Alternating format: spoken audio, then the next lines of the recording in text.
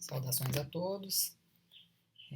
O tema dessa nossa apresentação de hoje é a respeito da análise e avaliação musculoesquelética da região do quadril e pélvio. E esse conteúdo ele faz parte da disciplina de fisioterapia aplicada às disfunções ortopédicas, reumatológicas e esportivas do curso de graduação em fisioterapia do Centro Universitário Newton Paiva. Como sempre, a gente organiza as informações relacionadas ao exame musculoesquelético, a avaliação musculoesquelética da articulação nas seções subjetiva, objetiva e conclusão. Na parte subjetiva, a gente tem a anamnese, e nessa parte aqui da anamnese é importante a gente levar em consideração algumas informações. A primeira delas é a idade do paciente. Existem algumas condições que estão mais associadas a determinados tipos de população. Por exemplo, uma idade mais avançada, ela provavelmente vai estar mais associada à ocorrência de lesões degenerativas ou de condições degenerativas aí no quadril, como uma osteoartrose de quadril, né? E ao passo que situações como um impacto femoroacetabular ou alguma lesão do labrum, né? Ali do acetábulo, possam estar mais relacionadas a uma população mais jovem e praticante de atividade física, por exemplo. Outro ponto importante é o mecanismo de lesão. Se houve lesão traumática, para a gente entender se foi em extensão, em flexão, rotação lateral, medial, se houve algum tipo de trauma mais de alta energia, né, alta transferência de energia para os tecidos, associada a uma queda, se foi da própria altura, se foi de uma altura, se houve colisão, né, acidente automobilístico muito comum, né, a gente tem uma grande quantidade de energia sendo transferida para os tecidos. Outro ponto importante é o tempo de manifestação dos sintomas, para a gente entender, né, a característica desses sintomas, se ele é mais crônico, mais agudo, se ele vem de uma característica mais insidiosa, aparece de maneira menos intensa, daí a pouco evolui um pouco mais intenso. Além disso, é importante a gente identificar as características da dor, quando a dor, na maior parte das vezes, né, ela vai estar presente como uma queixa, mas se a dor for a queixa principal, é importante a gente perceber se essa dor é uma dor mais pontual, né, mais localizada, ou se é uma dor mais difusa, com algum padrão de irradiação ou de referência. O quadril é uma articulação muito propensa a dores referidas e dores irradiadas. A presença de estalido é fundamental para a gente identificar alguma alteração importante intraarticular, né? Então, ou então a gente pode ter alguns estalidos relacionados a determinados movimentos associados, por exemplo, a um clique, né? Um clique anterior ou lateral, a passagem, por exemplo, dos tendões, né? Ali do ilipsoas anteriormente sobre o trocânter, né? Menor, e ou então a passagem ali do tensor da face lata, a banda tibial ali, sobre o trocânter maior, né? Pode ser uma possibilidade. Outra questão, é importante a gente sempre associar a queixa do paciente com posições ou movimentos. Esse é um grande indício para a identificação dessa dor ser de origem musculoesquelética, ou seja, ser uma dor mecânica, né? Nesse sentido, então, é importante a gente tentar identificar posições ou movimentos que provoquem ou reduzam os sintomas, certo? Então, da parte da história, basicamente, né, da anamnese, é basicamente isso que a gente precisa de informação mais específica, né, que a gente precisa tentar extrair aí dos pacientes. Lembrando, então, que o quadril, ele é uma região bastante frequente, acometida aí por dores referidas. Nesse diagrama aqui da esquerda, nessa ilustração aqui da esquerda, a gente tem as fontes de referência de dor para o quadril. Então, nós temos aqui provenientes do joelho, provenientes da articulação sacroiliaca e provenientes da lombar, né, da coluna lombar. E lembrar também que o quadril ele pode referir dor para a articulação sacroiliaca, para a coluna lombar, para a região inguinal ou da virilha, né? E além disso, referir dor para o joelho e também para o tornozelo. Então, uma articulação bem melindrosa, digamos assim. Lembrar aqui à direita de vocês que existem padrões também de dor referida, né? Que nesse caso, algumas dores de origem miofacial, que podem mimetizar dores nessa região do quadril, nessa região pélvica. É importante, então, a gente fazer um exame bem detalhado. Então, aqui a gente tem, né, alguns padrões aqui, o glúteo mínimo, o adutor longo.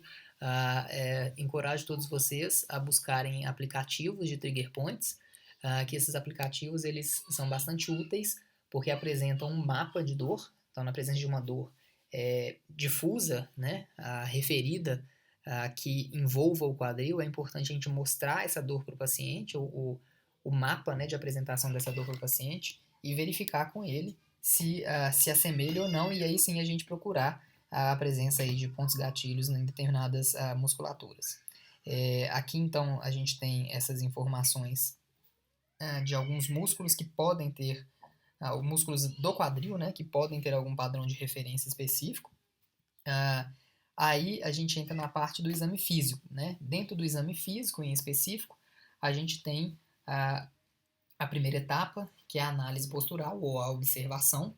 Essa observação ela pode ser mais objetiva ou simplesmente observar alguns itens relacionados à maneira como o paciente chegou, a maneira como ele se assenta, a maneira como ele se desloca, e sempre tentando entender como vai estar o alinhamento pélvico, né? Se existe algum tipo de assimetria entre os lados, se existe alguma assimetria no nivelamento da pelve, lateralmente falando, como que está o comprimento do passo, se o comprimento do passo ele está mais reduzido ou aumentado em determinados cada um dos lados, ou seja, você vai haver claudicação, né, se esse paciente vai estar mancando ou não, se esse paciente ele está usando algum tipo de auxílio para a marcha, a identificação então da postura como um todo, e aí agora é muito importante que a postura analisada então em ortostatismo,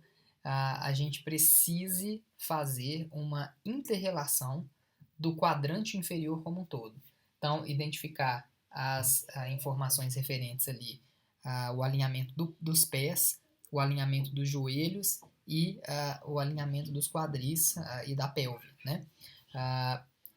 Em algumas situações, a gente verifica como que está o apoio bilateral, se a descarga de peso em cada um dos lados, né, dos membros inferiores, está alterada.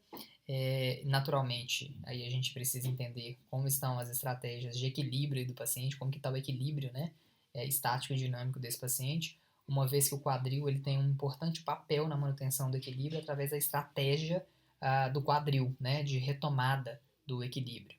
E uma análise mais visual, a presença de algum tipo de cicatriz, que pode informar traumas prévios ou traumas mais recentes, e se essa cicatriz, inclusive, tiver uma mobilidade comprometida, ela pode também alterar a função do local, e se há a presença de algum tipo de deformidade, do ponto de vista do alinhamento, ok? Aqui a gente tem uma tabela que eu depois sugiro que todos vocês busquem essas informações de maneira pormenorizada no material que foi disponibilizado para vocês dentro da plataforma lá do Canvas.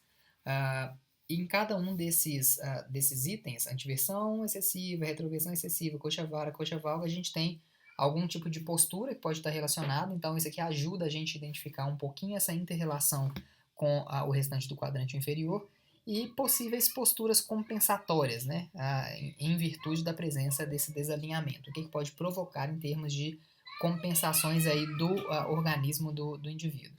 Além do mais, a gente parte então para uma outra parte logo após essa sessão aí de observação, de análise postural, a gente passa para a parte de movimentação ativa, né? A gente já discutiu anteriormente a necessidade de fazer movimentos globais, ativos mais globais, e o principal deles está relacionado à marcha. Então, não é exceção aqui durante a análise do quadril que a gente faça essa análise de marcha, para a gente verificar como está o comportamento como um todo do membro inferior, e mais uma vez tentando analisar de maneira interrelacionada, né? Movimentação do pé, movimentação do joelho, movimentação do quadril, ou seja, do membro inferior como um todo. A gente pode utilizar os outros movimentos globais como ritmo lombopélvico, a gente pode utilizar movimentos globais como agachamento bi e unipodal para a gente verificar alinhamento do quadril, comportamento, né, dessa região. Com relação ao ritmo lombopélvico, é importante a gente verificar como que está a participação do quadril na mobilidade do tronco à frente, né? Será que esse paciente ele tem uma estratégia de hipermobilidade do quadril, compensatória uma hipomobilidade de tronco, ou o contrário, uma hipermobilidade de tronco compensatória uma hipomobilidade de quadril? Então, a análise desses movimentos mais globais já nos dão um panorama a respeito do que possivelmente pode estar acontecendo aí na articulação. E é sempre importante, durante a realização dos movimentos ativos, sejam eles movimentos globais ou sejam eles movimentos mais seletivos da articulação, que estejamos atentos à presença de qualquer tipo de alteração de ADM, seja uma hiper ou uma hipomobilidade, e naturalmente a presença de dor durante os movimentos. E havendo presença de dor durante os movimentos, a gente tentar entender se essa dor está aparecendo durante toda a excursão articular disponível, ou se ela acontece no início, ou em alguma região específica do arco do movimento, ou no final da amplitude. É muito importante a gente verificar a presença de compensações, em específico aqui para a região do quadril, a gente analisar a presença de compensações na região lombar, né? Ou possivelmente movimentações compensatórias de rotação medial e lateral do quadril, do joelho, dos pés. E a gente pode, sendo a articulação do quadril uma articulação triaxial, que permite então a movimentação nos 3 planos possíveis, né? Sagital, frontal e transverso, a gente vai ter a possibilidade de combinar esses movimentos de 2 ou mais planos. Haja vista a possibilidade da execução de circundução por essa articulação. E possivelmente, especialmente no que diz respeito à movimentação associada à prática de gestos esportivos, a gente certamente terá a associação de movimentos de planos distintos. Dentro da movimentação passiva, a gente continua verificando exatamente a mesma coisa, né, levando em consideração a mesma coisa que a gente estava discutindo na movimentação ativa, nos atentando agora para a questão da sensação final do movimento, né, ou do end feel, que ela acontece por aproximação de tecidos nos movimentos de flexão, ou seja, os tecidos que compõem a parte anterior da coxa e os tecidos que compõem a parte anterior ali do tronco, né, do abdômen, eles se aproximam durante a flexão, e a adução é a massa muscular dos adutores se aproximando da região inguinal ou mesmo do outro membro inferior. Então, a aproximação de tecidos para essas duas movimentações e alongamento de tecidos para as demais movimentações. Extensão, abdução, então, extensão, abdução e rotações medial e lateral, ok? Muito bem, ainda dentro da DM passiva, a gente precisa se atentar para a verificação da flexão de quadril, como está demonstrado aí na imagem à esquerda, a extensão de quadril, que está demonstrada aqui na imagem à direita. Naturalmente, a extensão de quadril é muito difícil que a gente adapte para a realização dessa extensão no posicionamento de supino, né? Então, o paciente precisa estar em decúbito ventral, com o membro inferior ali apoiado na maca, e a gente solicita que ele faça a movimentação. Então, a gente pode, nesse caso, movimentação ativa, ok? Se for movimentação passiva, o terapeuta é que vai fazer. Então, diferentemente aqui da flexão de quadril, que está representada aqui pelo lado esquerdo da imagem, no lado direito a gente teria a extensão do quadril sendo realizada pelo terapeuta, que empalma ali então a porção mais proximal da coxa do paciente e a porção mais distal da coxa ali pelo joelho e executa o movimento. Para a ADM passiva de abdução de quadril e abdução de quadril, a gente tem algumas referências. Lembrando que essa ADM passiva, na grande maioria das vezes, ela é mensurada através da goniometria, ou pode ser mensurada também através da inclinometria, que é uma outra possibilidade. E ainda dentro da movimentação passiva, a gente tem os testes de flexibilidade, que precisam ser executados de maneira passiva, para a gente verificar como é que está o comportamento das estruturas passivas, né, que compõem músculos, ligamentos, tendões, cápsula articular. Então a gente tem o teste clássico, que é o teste de Thomas, para verificação do comprimento do elipsoas. Então, da maneira como está exibido aqui na imagem, a gente tem um encurtamento do elipsoas, uma vez que na parte final aqui, representada pelo menino que está deitado, né, sobre a maca já vestido aqui, ele tem uma distância da porção da face posterior da sua coxa à maca, indicando então o encurtamento do elipsoas. A gente tem o teste de Thomas modificado, que vai verificar o comprimento do reto femoral nessa visão lateral, né? Então, uma extensão de joelho acima de 100, 110 graus aí já indica um encurtamento do reto femoral. E também, se a gente fizer uma análise com a nossa visão aí mais longitudinal, então a gente estiver olhando para a frente do joelho do paciente e a gente verificar qualquer tipo de projeção em abdução, pode ser um indicativo também de encurtamento da musculatura abdutora de quadril, então em especial a banda iliotibial. Para ainda a banda iliotibial, a gente tem o teste de Ober, né, que a gente já discutiu lá no joelho. A gente tem o teste de Ober, pode ser realizado de maneira modificada ou de maneira direta, né? Então a gente tem aqui a imagem do teste de Ober modificado e a gente tem o teste de Ober, ok? A diferença entre eles é que um é executado com a flexão de joelho a 90 graus e o outro com a extensão de joelho total. Ambos para a verificação da flexibilidade do tensor da face lata ou banda iliotibial, né? Que o tensor da face lata faz parte, né, da banda iliotibial, né, na sua porção proximal. Ok? Um outro teste de flexibilidade que a gente precisa verificar é o teste de flexibilidade aí do ângulo poplíteo, dos isquiosurais. Nós já discutimos isso anteriormente. É mais interessante que nós executemos o teste da maneira como está sendo descrita aqui, ou melhor, como está sendo exibida no nosso lado direito, né, nessa imagem à direita, em que a coxa do quadril ele é posicionada perpendicularmente à superfície de apoio, e a partir daí a gente executa uma extensão de joelho, e no caso o nosso colega aqui está fazendo a mensuração coniométrica da ADM disponível. À esquerda nós temos a elevação da perna reta, que é uma maneira também da gente verificar a flexibilidade de isquios, mas lembrando que nesse teste a gente tem uma tendência a tensionar a raiz nervosa, ok? Que é um teste de tensão neural. Então é mais recomendado que a gente faça a verificação da flexibilidade através do ângulo poplito demonstrado aí no lado direito da imagem para vocês. Outro teste que pode ser realizado é a verificação da flexibilidade do piriforme. Uma das maneiras de executar a verificação da flexibilidade do piriforme é a gente fazer como está demonstrado na imagem, né? Então é como se o indivíduo estivesse assentado com a perna cruzada, né? Ou seja, a porção distal ali da perna, do tornozelo, apoiado no joelho oposto, e o terapeuta leva esse quadril em flexão e verifica a disponibilidade de movimento, ok? Outra possibilidade é verificar a flexibilidade de adutores dessa maneira, né, deixando uma das pernas fora da maca para dar amplitude, a perna sendo testada, o membro sendo testado com o apoio ali da meia, desculpa, do pé que está com a meia ali em cima da maca, e a gente verifica a abdução, ok?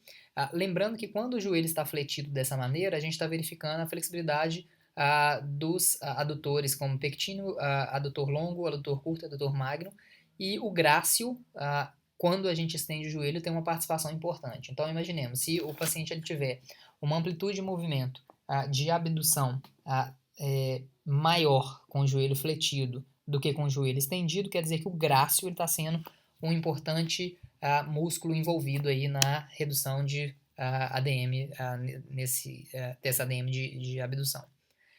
Aqui a gente tem também algumas informações, isso é muito comum, especialmente na hora que a gente trata pacientes com provenientes aí de trauma, né? Então, para pacientes que se submeteram a procedimentos, especialmente cirúrgicos, e a gente precisa no pós-operatório ganhar, né, essa amplitude de movimento, e em alguns casos, dependendo da gravidade do trauma que aconteceu, não é possível a gente obter a movimentação total, né, ou melhor, movimentação similar ao lado contralateral ou movimentação de base anterior, né. Então, aqui a gente tem algumas sugestões de amplitude de movimento mínimas para que a gente possa executar algumas atividades, depois eu recomendo a todos que deem uma conferida nisso no material. E a gente parte então, depois da movimentação passiva, para a movimentação resistida, realizando então a isometria, que pode ser realizada através do teste de força muscular manual, de 0 a 5, né, graduado, ou utilizando o teste do esfigmomanômetro modificado, ou então usando recursos de dinamometria manual, ok? Então a gente tem isometria para todos os movimentos, a flexão, extensão, adução, abdução. Lembrando que agora a gente tem as rotações medial e lateral. Uma das maneiras de fazer isso é colocar o paciente, como está demonstrado aqui nas figuras, E e F, com o quadril fletido, o joelho fletido, e aí a gente solicita para ele a movimentação contra a resistência oferecida pelo terapeuta para a rotação medial e lateral, ok? É importante aqui a gente verificar também, não se esquecer que tanto os isquiosurais quanto o quadríceps, né, ou seja, os extensores e os flexores de joelho também participam da extensão e da flexão de quadril. Então é importante a gente verificar também o grau de força para essas musculaturas, como está demonstrado aí nas imagens G e H. Existem vários e vários e vários questionários para a avaliação funcional do quadril. Um desses questionários é o Lequesner, que é utilizado especialmente para degenerações do quadril. Então eu coloquei aqui mesmo só a título de exemplificação, em especial o livro de avaliação musculoesquelética do Dave McGee, que é o livro texto base para referência bibliográfica primária para a nossa disciplina. Ele apresenta vários e vários questionários, e existem vários outros na literatura já validados, né, e com alguns graus, alguns níveis de evidência bastante interessantes que podem ser utilizados. Aí a gente parte para a realização dos testes especiais. Os principais testes especiais que a gente tem para a articulação do quadril são o teste de Patrick, que é o Fabry, né? Todo mundo acha que é é italiano, né? Fabry, mas na verdade é simplesmente o acrônimo aí para flexão, abdução e rotação externa, né? Ou rotação lateral. O teste de Trendelenburg, o teste de comprimento para os membros inferiores, o teste de Craig, o teste de Scour e o teste de Fadir. Esse é o teste, então, de Patrick, né? O Patrick Fabry. O paciente está ali deitado, em supino, e a gente posiciona o calcanhar ou o pé do paciente acima da patela e imprime uma força no sentido de levar o joelho que está sendo testado em direção à maca. E a reprodução de dor na região ali do quadril, ou a reprodução de dor que o paciente sente na região do quadril, indica um teste positivo. A gente tem aqui o teste de Trendelenburg, que não necessariamente a gente precisa executá-lo, mas durante, por exemplo, a movimentação de agachamento, né, aí um agachamento unipodal, ou durante a marcha, a gente pode verificar isso, que nada mais é do que a queda pélvica contralateral, indicando a fraqueza da musculatura. Então, da musculatura abdutora de quadril, certo? Aqui, então, na imagem a gente tem um indivíduo normal, então na hora que ele está apoiado no membro inferior direito, a gente pode ter uma leve elevação da pelve contralateral, e quando ele está apoiado no membro inferior direito e não tem força adequada na musculatura de abdutora de quadril desse mesmo lado, ele vai apresentar uma queda pélvica contralateral. Então esse é um sinal positivo, seria um Trendelenburg positivo. O principal músculo responsável pela manutenção desse equilíbrio pélvico no apoio unipodal é o glúteo médio. Então, na realidade, os abdutores de quadril, glúteo médio, glúteo mínimo e tensor da face lata, que depois a gente pode fazer a análise específica de cada um deles, né, de força de cada um deles, para identificar se existe um desequilíbrio específico dentro do grupo muscular ou de todo o grupo muscular. O teste de comprimento para membros inferiores ele pode ser realizado da maneira mais clássica, que é o teste para verificação do comprimento real, ou seja, se a estrutura óssea mesmo está alterada. Um teste clínico importante é o teste da fita métrica. O mais comum é utilizar como referência a espinha ilíaca anterior-superior, o paciente deitado aí em supino, e a gente leva a fita métrica ou ao maléolo lateral, na porção distal do maléolo lateral, ou a porção distal do maléolo medial, ok? Havendo diferença entre os lados, é bem possível que exista uma alteração da estrutura dos membros inferiores, que deve ser, se for o caso de execução de confecção de alguma órtese ou algum outro tipo de dispositivo específico para o indivíduo, vale a pena a gente fazer a escanometria óssea, que é o exame mais acurado para determinar essa diferença. Mas a gente precisa lembrar que o indivíduo ele pode ter um encurtamento aparente do membro inferior. O que quer dizer isso? Na hora que a gente mede ali a distância entre a espinha ilíaca anterior-superior e o maléolo lateral ou o maléolo medial, a gente não vai ter diferença expressiva entre os lados, mas quando a gente verifica o alinhamento, por exemplo, entre os dois maléolos mediais, a gente vai ter diferença. Isso geralmente está relacionado com algum tipo de desequilíbrio muscular, algum encurtamento, alguma tensão da musculatura, ok? E na nossa discussão prática a gente vai aprofundar um pouco mais sobre esse assunto. Uma das maneiras também para a gente identificar a diferença no comprimento dos membros inferiores, tentar identificar em qual segmento, se é coxa ou perna, a gente pode, por exemplo, numa vista longitudinal, ou seja, a gente se posiciona de frente para os joelhos do paciente, ele está deitado em supino e com os dois pés apoiados, joelhos fletidos. Se por um acaso nós temos um joelho esquerdo, um joelho direito mais elevado e um joelho direito mais baixo, como está demonstrado aqui na ilustração à esquerda de vocês, nós teríamos uma tíbia esquerda menor. Diferentemente, se numa vista lateral, né, a gente consegue perceber que o joelho no caso aqui direito, o paciente deitado em supino, né? O joelho direito ele tem uma projeção menos distal do que o joelho esquerdo, a gente pode ter um fêmur direito com comprimento reduzido, ok? Conforme está demonstrado aí na ilustração da esquerda aí de vocês, ok? Desculpa, da direita de vocês. Um outro teste que a gente discutiu também para o membro na análise aí do joelho é o teste de antiversão do colo do fêmur, que é o teste de Craig. Esse teste ele verifica através da palpação do trocânter maior. O paciente está deitado em prono sobre a maca. Ele posiciona então seu joelho fletido a 90 graus e ele então vai em direção à rotação medial até que, através da palpação aqui do trocânter maior, o terapeuta consiga perceber que o trocânter está paralelo à maca. Ele não está nem superior e nem inferior, tá? Mais ou menos no nível, no plano aqui da maca. Essa posição é a posição em que a gente mede a angulação em relação à linha vertical, ok? Até 15 graus é considerado adequado. De 10 a 15 graus, aqui 8 a 15, 10 a 15, dependendo do autor. Abaixo de 8, certamente nós temos uma retroversão do colo do fêmur, e acima de 15, nós temos uma antiversão do colo do fêmur, que pode impactar nos posicionamentos, nas amplitudes de rotação medial e lateral do quadril, que pode impactar também no restante do membro inferior como um todo, que a gente já discutiu isso na parte lá de avaliação do joelho, e a gente vai voltar a discutir isso mais profundamente lá na discussão prática sobre a análise aí do quadril. Só relembrando então que a gente já falou sobre isso. O teste de Skauer é um teste para verificação de possíveis alterações articulares, intraarticulares.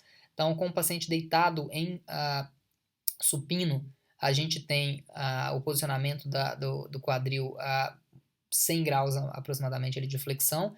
O terapeuta ele abraça os dois, empalma, né, o joelho com as suas duas mãos e realiza uma pressão para baixo ali, em direção à maca, e ele faz as movimentações, mantendo essa pressão, ele faz essas movimentações de rotação lateral associada com a abdução, rotação medial associada com a adução, para verificar a reprodução de algum tipo de queixa, ok? Reproduzindo queixa, nós temos um teste positivo para uma possível alteração intra-articular. Outro teste que é o teste de Fadir, que é flexão, adução e rotação interna, ou rotação medial.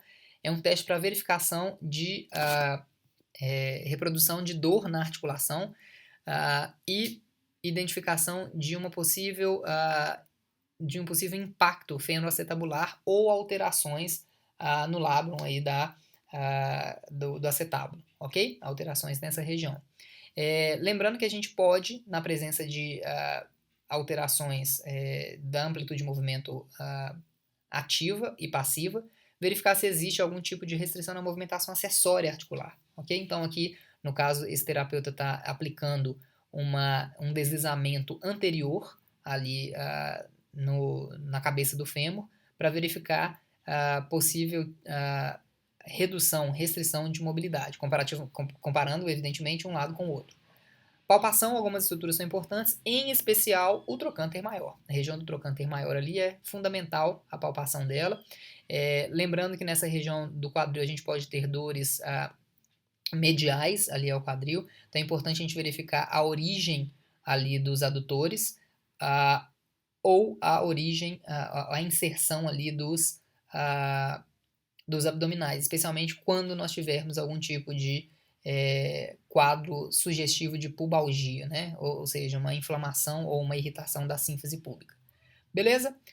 Espero que tenha ficado claro aí para vocês. Estou à disposição para a gente tirar as dúvidas nos nossos meios eletrônicos aí. E na nossa discussão prática a gente vai poder aprofundar um pouco mais sobre essas informações. Um grande abraço e a gente se vê.